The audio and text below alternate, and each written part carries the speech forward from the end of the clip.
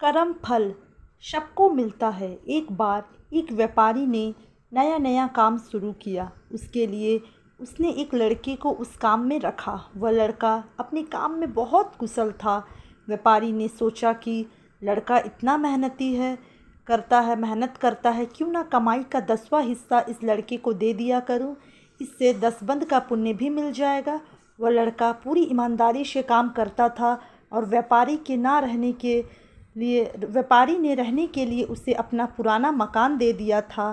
कुछ ही सालों में उसका व्यापार बहुत ज़्यादा तरक्की कर गया। एक बार किसी कंपनी से अच्छी डील हो गई और मुनाफा करोड़ों में हो गया। अब व्यापारी का व्यापार बढ़िया चल रहा था। जब मुनाफा करोड़ों में होना शुरू हुआ तो उसे 10वां हिस्सा जो लाखों में बनता था देना मुश्किल लगता था। अब व्यापारी की नीयत बदल गई। उसे लगा मेरा व्यापार अच्छा चल रहा है, अब इस लड़के के बिना भी मेरा व्यापार तरक्की कर लेगा। उस लड़के को रास्ते से हटाने के लिए व्यापारी ने उसके खाने में कुछ मिला दिया, जिससे उसकी तबीयत बिगड़ गई। व्यापारी बहाने से उसे अस्पताल ले गया।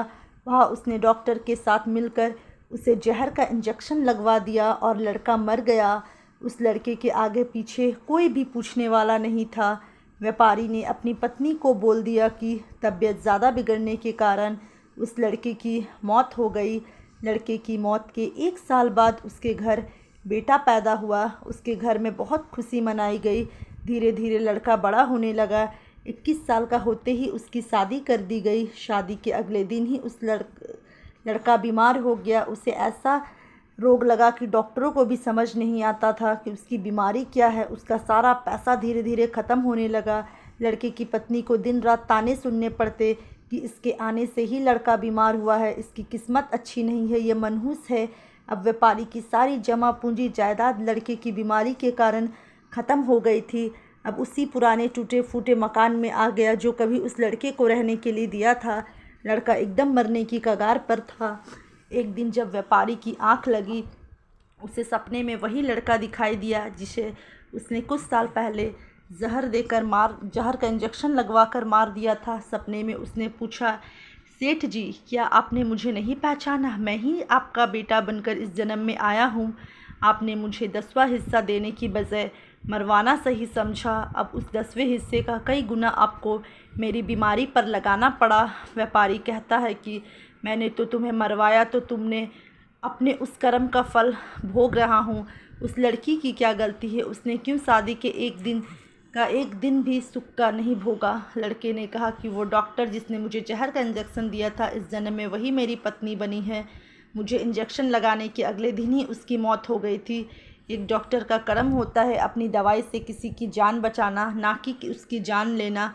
वो भी अपने पिछले जन्म के कर्मों का ही फल भोग रही है। जब व्यापारी जानता था कि उस लड़के को इंजेक्शन लगाने के अगले दिन ही डॉक्टर एक दुर्घटना में मर गया था, जिस दिन व्यापारी को सपना आया उसी दिन उस लड़के की मौत हो गई। सच ही कहते हैं, कर्म का फल भोगना ही पड़ता है। व्यापारी को उसी जन्म में भोगना पड़ा। उसका बेटा मर गया और उसकी ज़मीन जायदाद सब खत्म हो गई। डॉक्टर को अगले जन्म में उसकी पत्नी बनकर भोगना पड़ा।